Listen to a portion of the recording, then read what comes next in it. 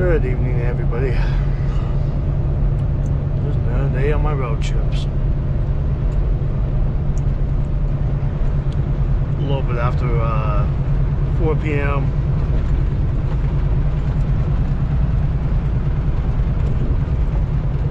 On I-40 coming up to the New Mexico-Arizona border.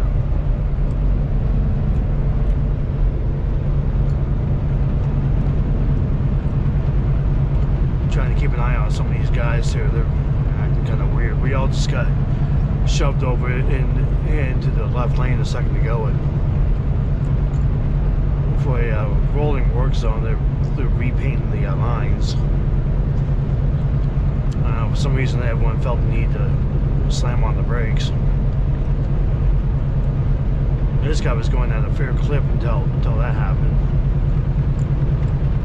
Now he doesn't want to speed up.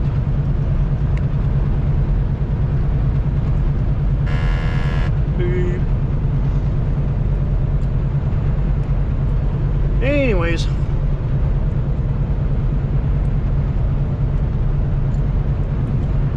just thought I'd do another one of my ideas that I kind of thought of.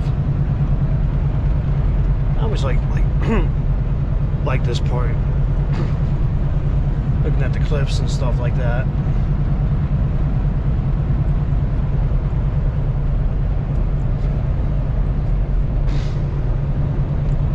But when I was trying to think of things to talk about, you know, I kind of came up with a couple of different ideas, and I did one, you know, why I got into trucking.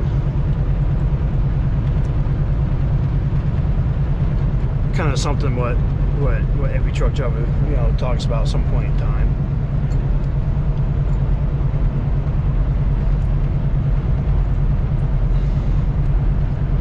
Yeah, I'm slowly gaining on him. You were doing so well too. Well, anyways, I had another one. You know, kind of thought to myself, you know, maybe answer the question that, you know, is this job what I expected? You know, is it, since I always thought about being a truck driver, wanting to get behind the wheel of a big truck and whatnot. You know, was it everything that I thought it would be? And you know, the answer is kind of yes and no.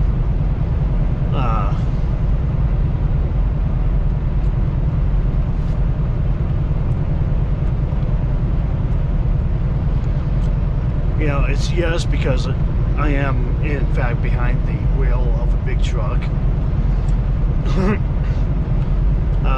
Not exactly the kind of truck that I had in mind. I mean,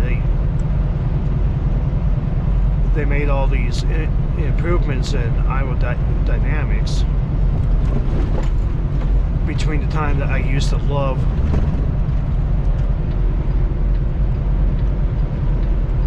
looking at the trucks and to the time that I got behind one.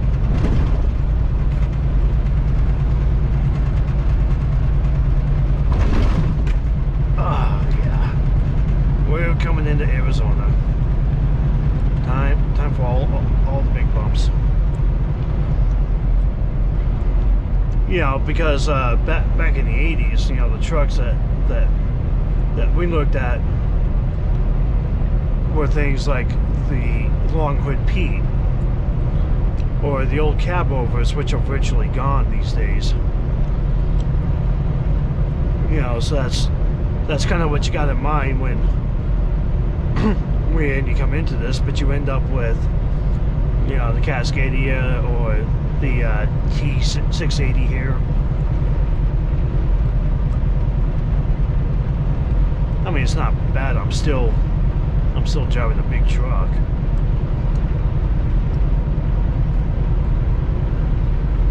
But at some point in time, you know, if I'm looking to get my own vehicle, I would like to get like a 379 or whatnot.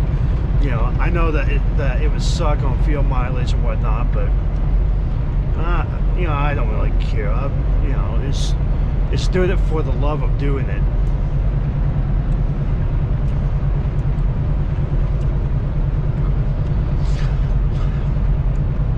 Aside from that, I don't think I had a whole lot of expectations. Aside from the idea that getting into this job would possibly help and improve my life, which it definitely has. You know, it's been nice. It's nice, you know, to actually have like a bank account. It's nice to have a little bit more freedom in the job, or in this case, you know, a job that's not mind-numbingly boring. You know, there's always exciting. There's something exciting going on the road. My dash cam footage has been proving that.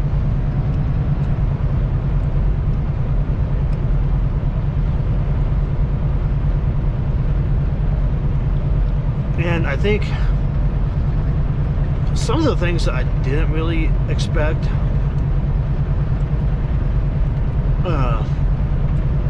started as probably the biggest one to talk about is the general attitude of your average truck driver. You know, sadly to say, it's usually pretty negative. I don't know. To me, it seems like there's a lot of truckers out there that are like bearing a massive grudge or a chip on their shoulder, and they scream and yell about everything. You know, I keep telling a lot of people that you know, that the way that I see it, a lot of them are like one road rage event away from going full Mad Max on people. And it really shouldn't be all that surprising either. I mean, it's actually it's actually documented that many of America's mass murderers were actually truck drivers. Makes sense. I mean, it's, you know, you got a bunch of killings going on across the country. It's really hard to track somebody if you're always on the move. Even in the news recently, there's been like a couple of events.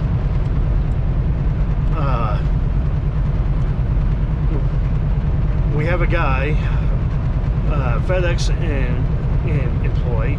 Well, I should now say former employee who was just recently arrested. He's connected to a series of shootings all up and down I-5 in Washington and Oregon. Apparently, while he's driving, he's been shooting at people. We got another guy who just got arrested in New York. Apparently he was talking to DOT or something like that.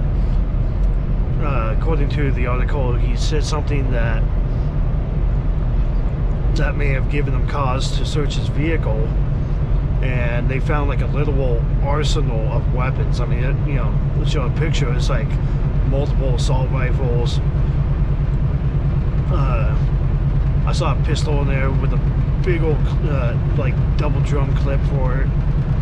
You know, I mean, this guy was like loaded for bear. Yeah.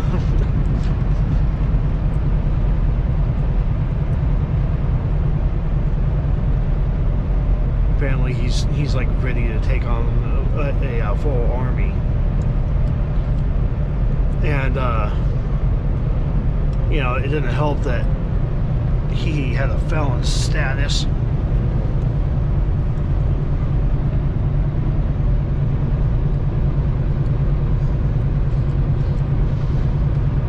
we've had two articles recently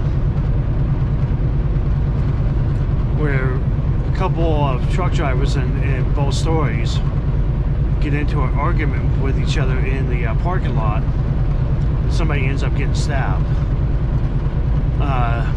First one was in California. I think it was at Santa Ana at the TA there. I'm not sure, but I think it had something to do with taking a break in the fuel aisle, and one truck driver got stabbed with a ceremonial knife, which it immediately indicates that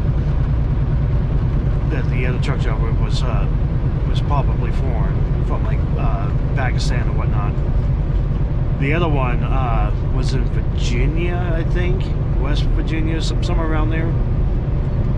I don't think that they were in the fuel aisle, but they got into a argument. It was just one redneck stabbing another. So yeah, that's definitely something that I didn't expect. And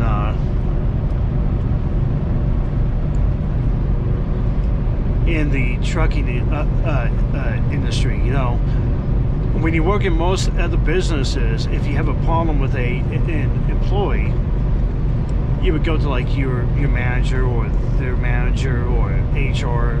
You know, you would go talk to somebody about it, and things would be dealt with. You know, it's different out here. You know, there's no one watching over our backs, so people are more open. They're more aggressive, and they always want to go around it and talk and do things like a big dog, you know.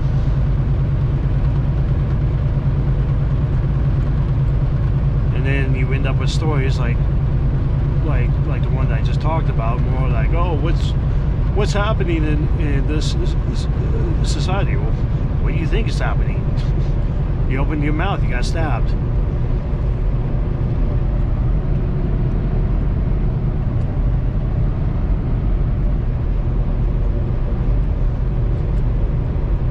So I definitely didn't expect that when coming into here. Because of that, like the first year that I was driving, you know, I had a lot of people yell and scream at me over the CB, and honestly, for like the longest of time, I kind of felt like, you know, like I couldn't do anything right. And I don't know, I think it was like 8 months in when I finally realized that you know, it wasn't really me. It's just, you know, they're just angry. They are angry people. I get set up for this work zone.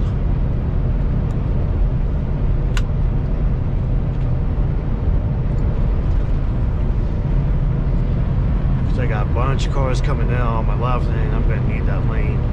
That's been the case all day. We come up to a work zone. The sign is obviously there. It says, you know, hey, you got to move over, and then you end up with like this big, huge group of vehicles that want to get up in front first.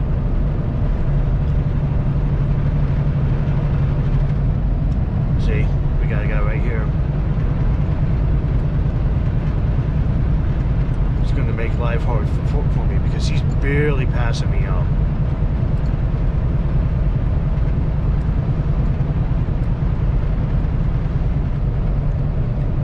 Alright.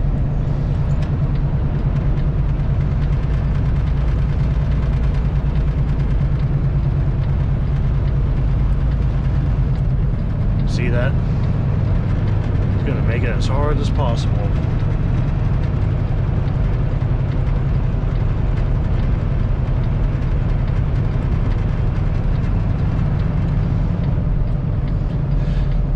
We got a bunch of brake lights up here too, so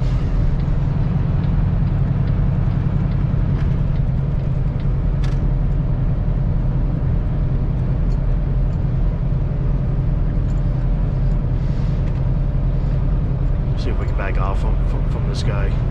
Yeah, I see those brake lights come on. Yeah, I know. I saw it coming. I knew you were gonna do that.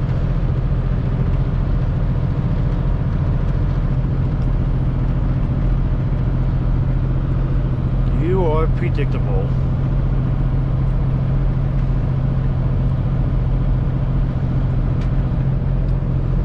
Luckily, this doesn't go on for very long.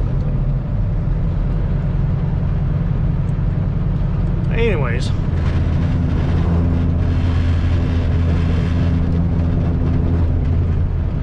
I guess another one that I probably didn't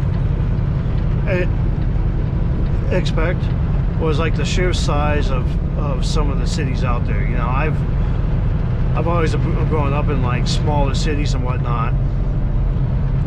The first time that I went to Dallas-Fort Worth, that was the first time that I really saw like the overlapping overpasses, you know, that go up like, you know, 5 stories.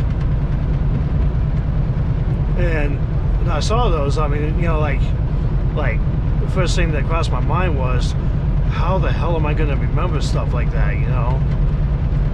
I started thinking maybe I made a mistake coming into the field, but you know, it's really not that bad. You know, once you've been out here for a while, you know, you start to remember like all these places you've gone. You know, like right now I have the nav up, but I really don't need it because I'm going to a place I've been to like a dozen times. The usual spot down in man, what is with you guys? That usual spot down in Wilmington. I could probably drive there without even needing the nav, because you know I've been to it like, you know, a dozen times now.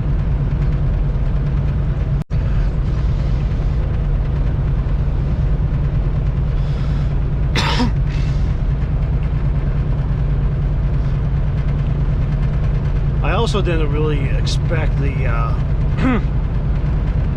sheer amount of stamina that it takes to actually, you know, drive each day, you know, like 600 to 750 miles.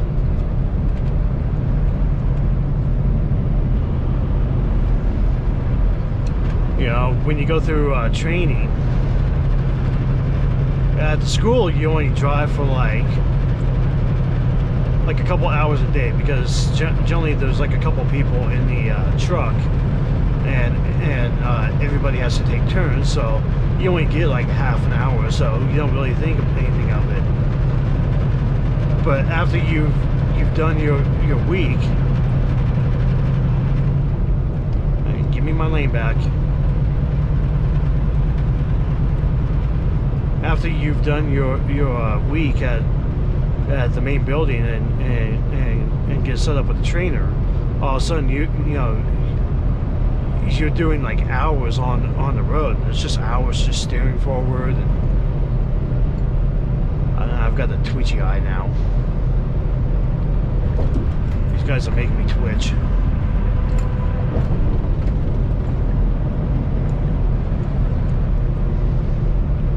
See, that's what I'm talking about right here. That's the kind of truck that I remember. But you get on the road, I mean, you're driving like, you know, 6 or 7 hours as a student. It wears you down quick. Like, you know, I'm pretty sure for, again, like the first 6 to 8 months that I was on my own, I kept falling into this habit where I would drive all day. I would get to a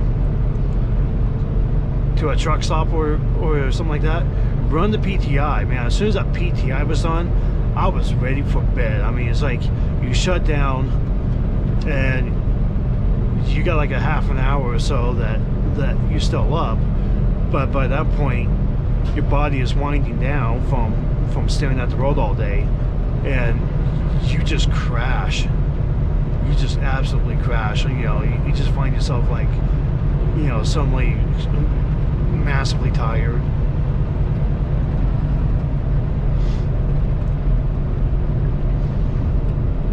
That's why a lot of times, if you ask a truck driver what they do when they're not driving, their answer is usually sleep.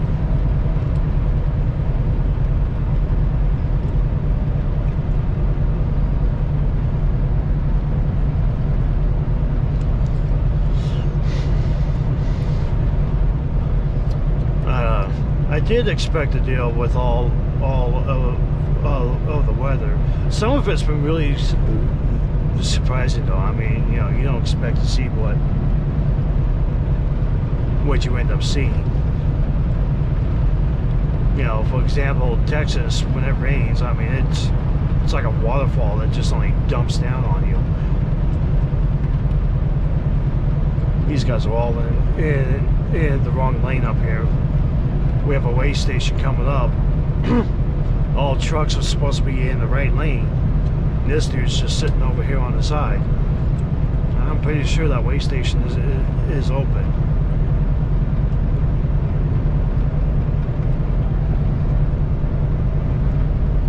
Now, I am a little used to that rain because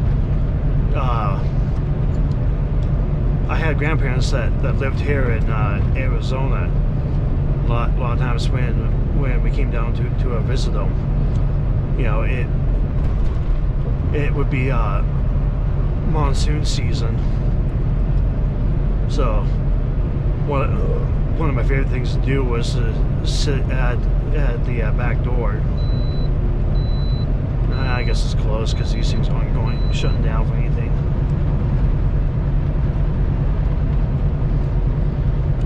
But I would sit at the back door of my grandparents' place and just watch it just downpour. That was always a lot of fun.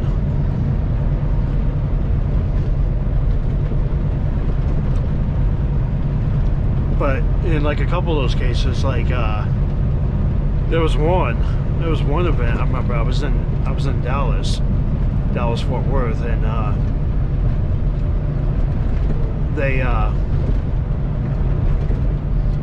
had to go to a Coca-Cola, one of the ones I don't like going to, because I swear to God, the guard finds something wrong with my truck or trailer every single time. It can never do anything to please her.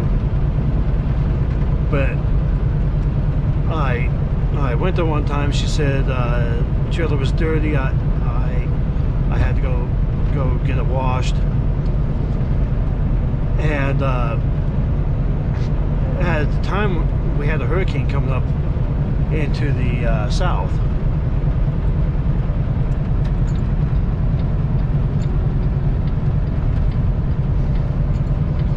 And the Dallas-Fort Worth area was right there at the tip of it. It was the northern tip of the hurricane, and when I was walking back to my truck, I mean, it was like suddenly a downpour. The parking lot itself gained like three inches of water in like seconds.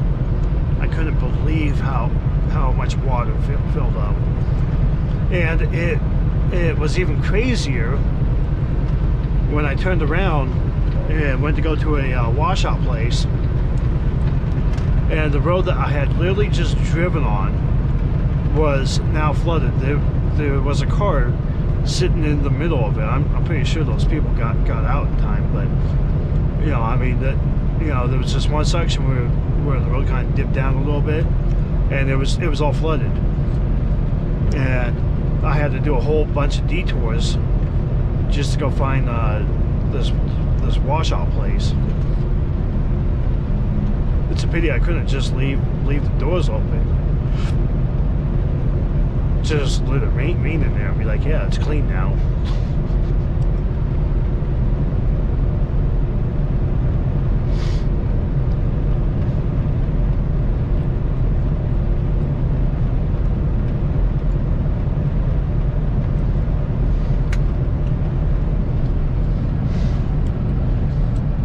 think another thing that I probably didn't really expect was the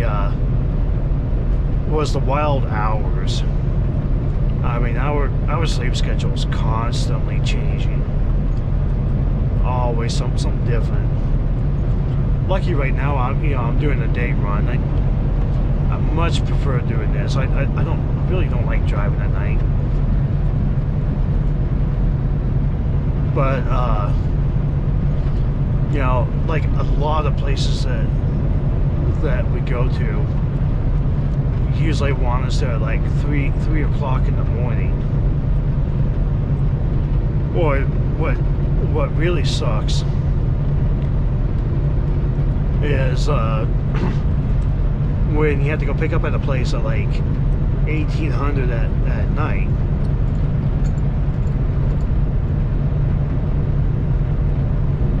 Because you know, like even if you have like, let's say that you've dropped off somewhere already, your clock is already ticking down. So you go to this place to pick up at 1800, and then you're like, well, okay, I'm just going to go back to the truck stop after that because I can't do much more. And it always sucks because, you know, that's the time period when the truck stops fill up. So it means that you got to leave a truck stop, more than likely lose your spot trying, you know, once you get a chance to get back in.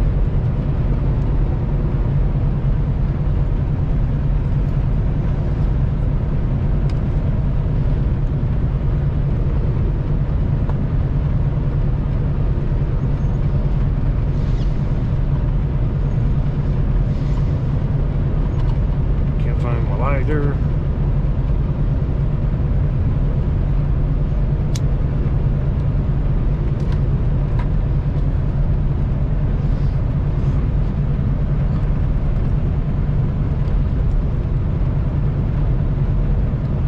I also didn't really expect the physical toll that this job actually takes on the body too. You know, there's actually a lot of days that when I get out of the truck, I'm limping now. Part of the reason is because I'm always putting my foot up on the door like this. I can't help myself. But you know, you form like a whole bunch of new aches and pains. Unfortunately, the trucker diet isn't exactly the greatest out there.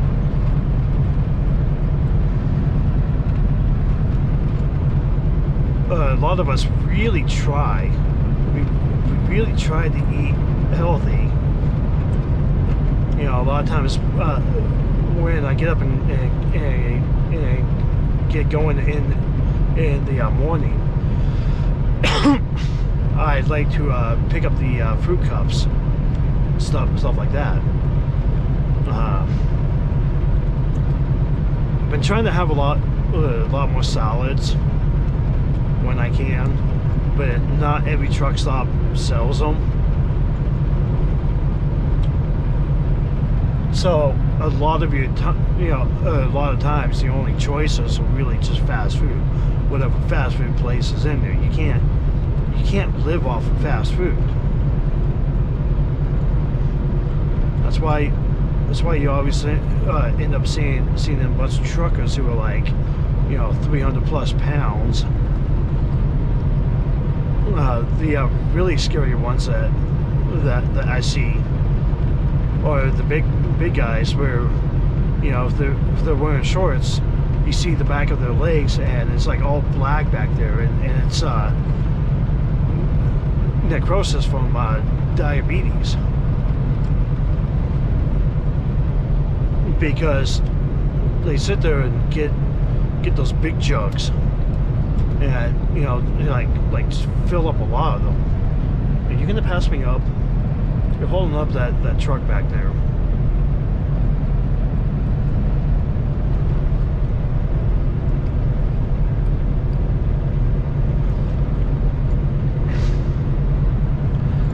But yeah, unfortunately, the health tends to degrade. There are a lot of drivers out there who try to be proactive about it. A lot of times at a shipper or a receiver or even a truck stop, a lot of times you'll see truckers pull out weights and start lifting weights in front of the truck.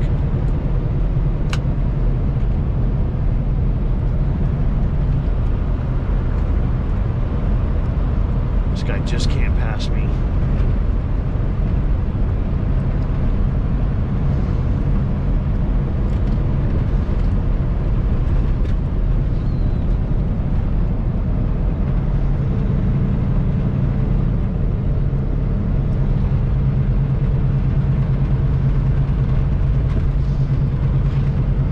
You see a lot of truck drivers, walk laps around the parking lot. That's something that I really need to do more. If I get out and walk on this bad leg, I could probably build up the muscle in it again. I don't use it for anything. There's no clutch. The clutch is gone.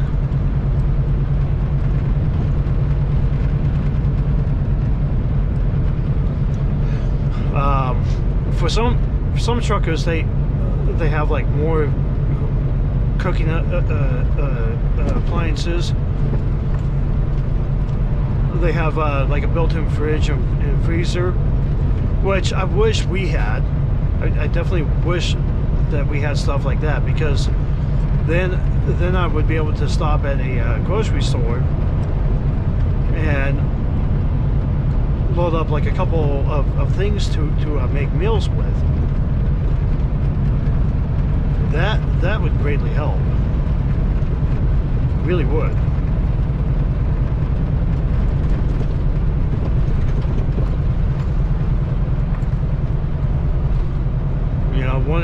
One of the things that I'm thinking about looking into, I guess Walmart has like this air fryer slash microwave slash oven thing that's like a pretty cheap deal and can fit on a rack. I would have to rearrange a bunch of things in the truck to do that. I'd probably have to get like another tote to put on the upper bunk. But they've got that, which allows them to cook a lot of meals. A lot of drivers pick up the like the George Foreman grill. What they'll do is they'll actually set up like a little grill on the back catwalk.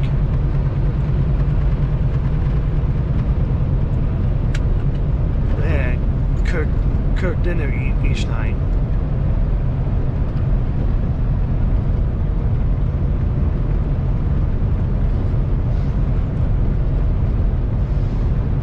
You see a couple of them do it inside of the truck as well. That's not really the brightest idea. Not only are you going to smoke up the truck, but you're going to get like grease and stuff all over the place. It'll just be a mess.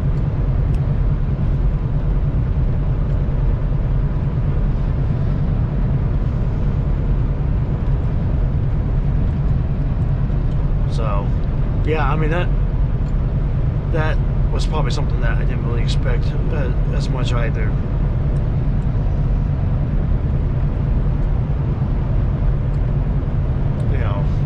Major change in diet. I'm used to the whole sitting part. I mean, I worked in a cubicle all the time.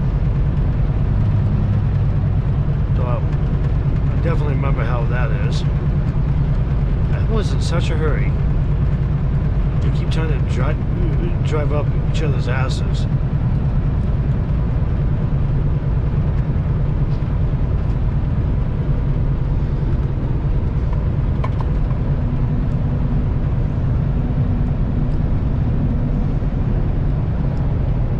Big line of vehicles behind me. These guys are going to be passing me up for a while. What's going on? Are you on a CDL? Yeah. Yeah, I used to be one of these.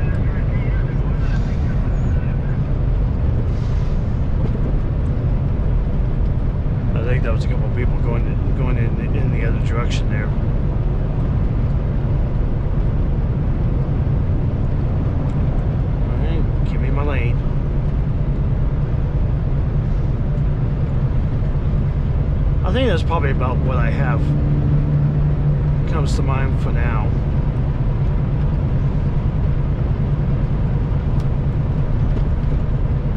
I mean, yeah, I definitely came here expecting to have like a better way of life, whatnot. I'm gonna slow down a little bit. It's gonna take a while for all these guys to get on by me.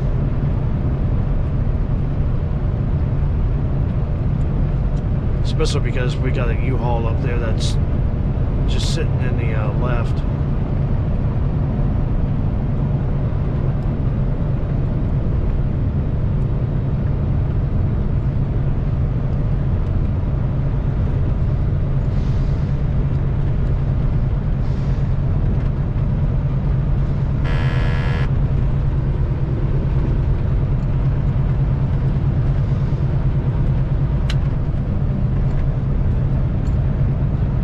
But at the same time, I think there was a lot of things that I also didn't exactly see coming. Didn't exactly know what to expect. You know, you watch like a couple of those old trucker films and you think that there's something going on with like convoys and stuff like that. None of that stuff really exists now.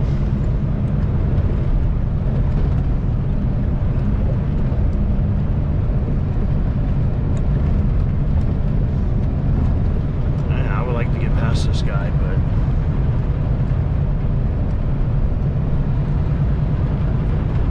one vehicle after another. All right. Start my long pass. Look at that. All those trucks that just passed me. They're all lined up, all still trying to pass each other up.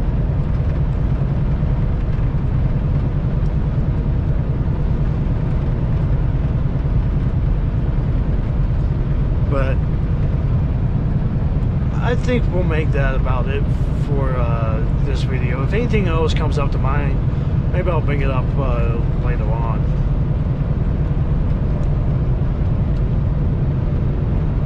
Landstar. Those little box trucks, actually, kind of fascinated by those. I mean, you're essentially doing the same job, but you're built for smaller loads. And there have been quite a number of times when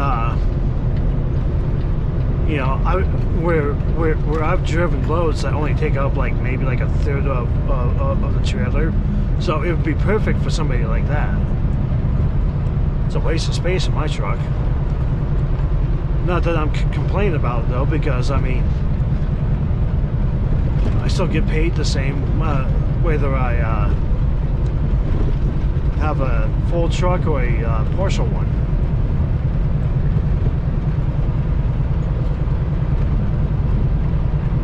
But in any case, I think I will call quits here and I will talk to you guys later.